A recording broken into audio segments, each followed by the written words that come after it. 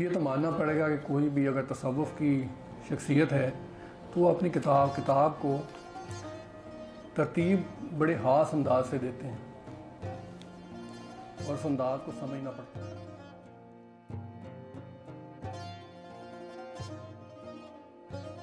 ایک بادشاہ نے کسی بے گناہ قیدی کے قتل کا حکم دیا۔ زندگی سے مایوس ہو کر موت کی سزا پانے والا بادشاہ کو بے تحاشا گالیاں دینے لگا۔ بادشاہ نے پوچھا، یہ کیا کہتا ہے؟ وزیروں میں سے ایک وزیر باتدبیر نے عرض کیا، جہاں پناہ، یہ کہتا ہے کہ جو لوگ اپنے غصے کو مارتے ہیں اور آدمیوں کی خطا بخشتے ہیں وہی دونوں جہان میں محبوب ہیں۔ اللہ تعالیٰ احسان کرنے والے کو پسند فرماتا ہے۔ دوسرے وزیر نے کہا، جو پہلے وزیر سے دل میں کدورت رکھتا تھا اس نے بادشاہ سے کہا، جہاں پناہ، یہ آپ کا نمک کھا کر آپ سے جھوٹ بول رہا ہے۔ موت کی سزا پانے والے نے تو آپ کو گالیاں دی ہیں۔ یہ سن کر بادشاہ نے جواب دیا، ہمیں اس کا جھوٹ پسند خاطر ہے۔ وہ جھوٹ جس میں مصلحت اور اصلاح کی آمیزش ہو اس سچ سے بہتر ہے جو فساد برپا کرے۔ اس قیدی نے جو کچھ کہا ہے اس میں اس کا کوئی قصور نہیں کہ زندگی سے مایوس ہو کر آدمی کچھ نہیں دیکھتا، جو زبان پہ آئے کہہ دیتا ہے اور جو جی میں آئے کر گزرتا ہے۔ اچھا، اس میں پہلی حکایت جو انہوں نے کی ہے اس میں بادشاہ کا ایک دربار لگا ہے، ایک مقدمہ پیش ہو رہا ہے، وزیر ہیں اور وزیر بھی مختلف ہیں، اور یہ بتایا گیا ہے کہ سچ کب بولنا چاہیے اور کب نہیں بولنا چاہیے، اور یہ بھی بتایا ہے کہ بادشاہ فیصلے کیسے کرتے ہیں۔ اسی طرح یہ چونکہ حکایت نمبر پہلی ہے اور اس میں بھی غصے کا بیان ہے، تو ہم ایک اور حکایت کی طرف پلٹتے ہیں جو حکایت نمبر 34 ہے۔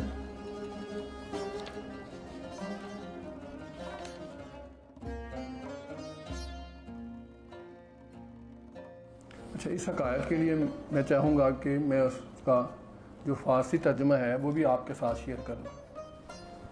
یہ حکایت نمبر 34 جو ہے یہ وہ ہمیں حضرت سعدی شرازی خلیفہ ہارون الرشید کے دربار میں لے جاتے ہیں، اور میں اس کا جو فارسی متن ہے وہ آپ کے سامنے پیش کرتا ہوں۔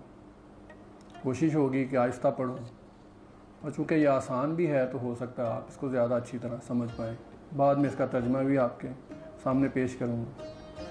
وہ کہتے ہیں، یکی از پسران ہارون الرشید پیش پدر آمد، حشم آلود کے فلان سرہنگ زادے مرا دشنام داد، ہارون ارکان دولت را گفت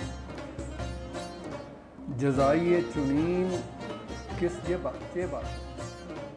یہاں وہ بتا یہ رہے ہیں کہ ہارون الرشید کے سامنے اس کا ایک بیٹا آیا جو بہت غصے میں تھا، خشم آلود تھا کہ فلان سرہنگ زادے یعنی سپاہی کے بیٹے نے مرا دشنام داد، مجھے گالی دی ہے۔ ہارون ارکان دولت را، ہارون نے اپنی حکومت کے ارکان سے گفت کہا، جزائی چنین کس چے باشد، اس کی کیا جزا ہونی چاہیے۔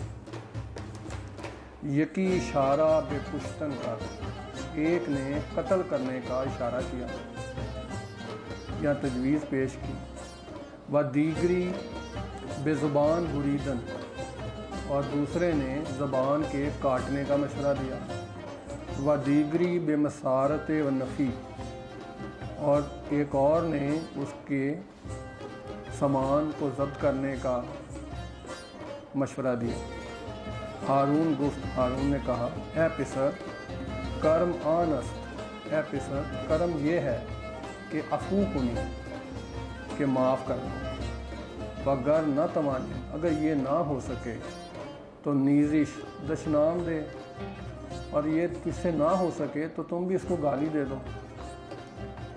چندان کے انتقام از حد در گزرت، اس لیے کہ تمہارا انتقام اس حد سے نہ گزرے کہ آنگے ظلم، کہ تاکہ ظلم ہو جائے، از طرف تو بادشاہ، تمہاری طرف سے، و دعویٰ از قبل حسن، اور آپ کا جو دشمن ہے وہ آپ پہ دعویٰ کرے۔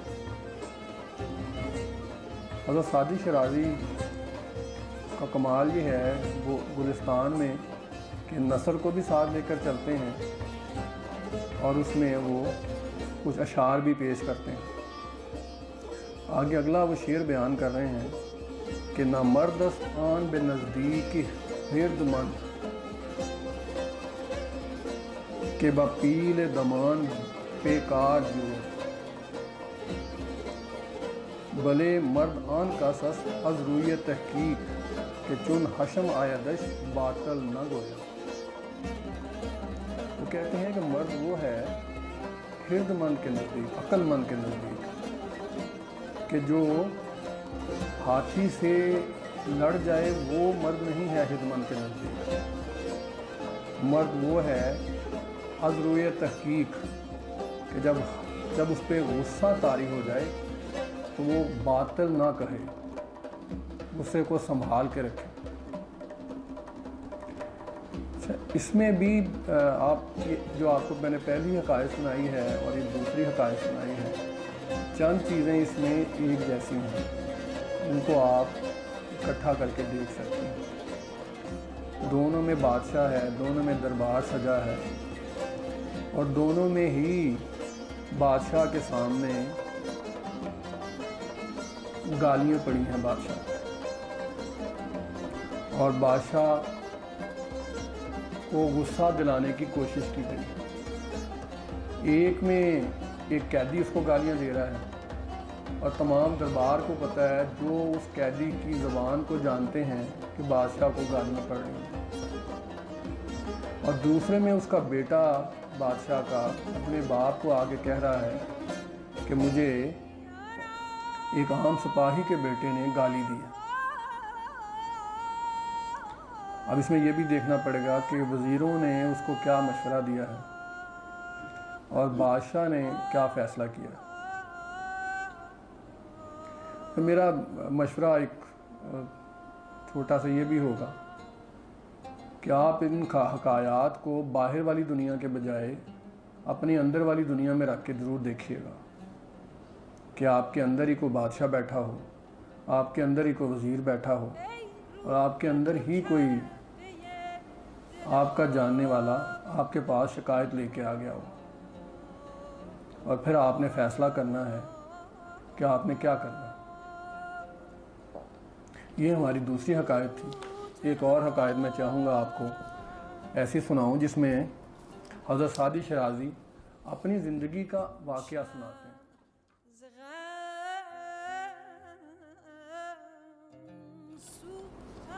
حضرت سعدی شیرازی فرماتے ہیں، اور اس کہانی کا ٹائٹل ہے حضرت سعدی کی گرفتاری۔ حضرت سعدی رحمۃ اللہ علیہ فرماتے ہیں، ایک بار مجھے دوستوں نے ایسا رنج پہنچا کہ دمشق سے صحرا کی طرف روانہ ہو گیا، جہاں چند دن بڑے آرام سے گزرے۔ جنگل کے جانوروں سے انس کی بو باس آئی۔ میں دوستوں کی جدائی کا غم بھول گیا، لیکن اچانک ایک دن مجھے فرنگی سپاہیوں نے گرفتار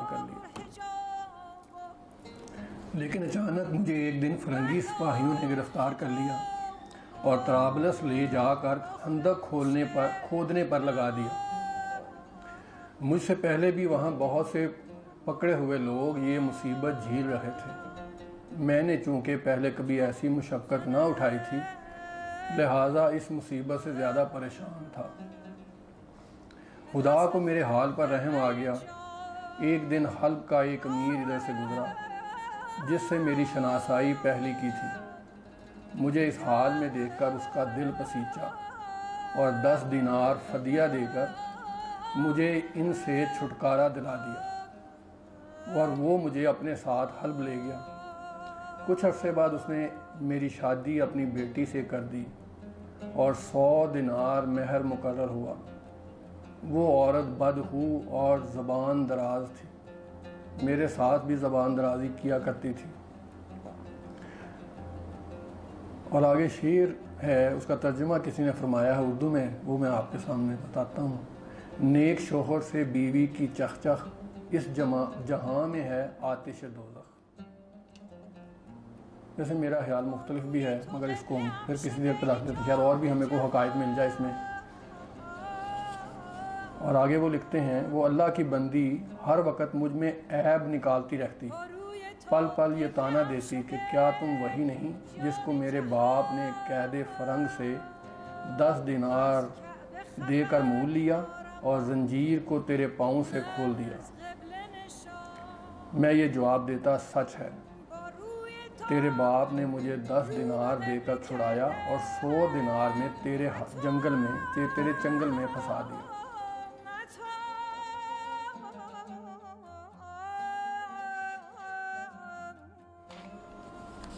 یہ کہانی میری کو زیادہ پسند کی ہے، اس لیے میں ذرا دیکھ رہا تھا شاید مل جائے، مل گئی ہے مجھے، اور وہ ہے ڈرپوک غلام۔ ایک بادشاہ کشتی میں بیٹھا دریا کی سیر کر رہا تھا، کچھ درباری اور چند غلام بھی اس کے ساتھ تھے۔ ان میں سے ایک اجمی غلام پہلے کبھی کشتی میں نہ بیٹھا تھا، وہ ڈوب جانے کے خوف سے کانپتے ہوئے رو رہا تھا۔ بادشاہ کو ناگوار گزرا اور کہا کہ روتا کیوں ہے، چپ ہو جا۔ اجمی غلام کی خوف سے سٹی گم ہو رہی تھی، اس لیے اس نے بادشاہ کے حکم پر توجہ نہ دی۔ کشتی میں ایک دانا شخص بھی سوار تھا، اس نے اجمی غلام کی حالت دیکھی تو بادشاہ سے کہا، عالم پناہ، اگر اجازت دیں تو خاکسار اس غلام کا خوف ابھی دور کر دے۔ بادشاہ نے اجازت دے دی۔ دانا شخص نے دوسرے غلاموں کو حکم دیا وہ اس غلام کو اٹھا کر دریا میں پھینک دیں۔ غلاموں نے رونے والے غلام کو اٹھا کر دریا میں پھینک دیا۔ جب وہ 2-4 غوطے کھا چکا تو دانا شخص نے غلاموں سے کہا کہ اب اسے دریا سے نکال کر کشتی میں سوار کرو۔ چنانچہ غلاموں نے اسے واپس کشتی میں کھینچ لیا۔ اب وہ غلام جو تھوڑی دیر پہلے ڈوب جانے کے خوف سے ٹسوے بہا رہا تھا، بالکل خاموش اور پرسکون ہو کر ایک طرف بیٹھ گیا۔ بادشاہ نے حیران ہو کر سوال کیا کہ آخر اس میں کیا بھلائی تھی کہ تم نے ایک ڈرے ہوئے شخص کو دریا میں پھینکوا دیا، اور اس سے زیادہ حیرت کی بات یہ ہے کہ اب یہ خاموشی اور سکون سے بیٹھ گیا ہے۔ دانا شخص نے جواب دیا، حضور والا، اس نے دریا میں کبھی غوطہ نہیں کھایا تھا۔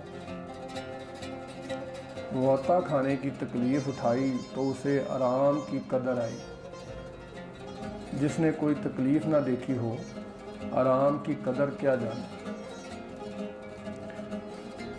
میں یہ آپ کو بتایا تھا آپ کو پہلے میں نے کہ سعدی شرازی کی جو کتاب ہے بوستان، اس کے 8 ابواب ہیں۔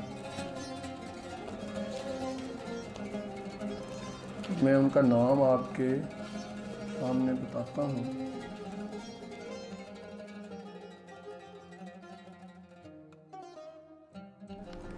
جی، ایک ان کا جو ہے اس جو گلستان ہے، پہلا باب ان کا جو ہے وہ ہے سیرت بادشاہان، یعنی بادشاہوں کی سیرت کے بارے میں ہے۔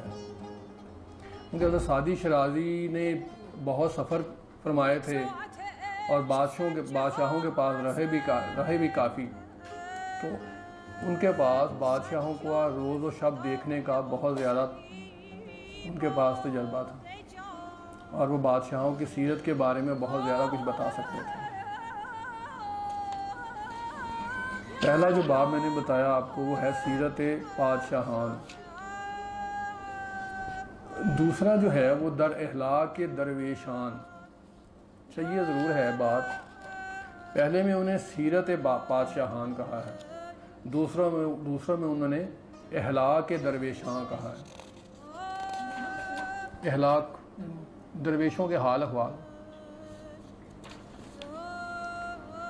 और फिर तीसरे बाब में वो कहते हैं फजीलत कनात। कनात क्या होती है? बाब चहारम है दर फवायद खामोशी। ये बड़ा अच्छा सवाल होगा कि पहले में वो बता रहे हैं बादशाहों के बारे में बता रहे हैं, दूसरे में वो दरवेशों के बारे में बता रहे हैं, और अब वो तीसरे में वो कनात को कहानियों की शक्ल में पेश कर रहे हैं, और बाब चहारम में वो खामोशी को बयान करने की कोशिश फरमा रहे हैं। मगर पांचवा बड़ा देखने के लायक है, और वो है इश्क और जवानी।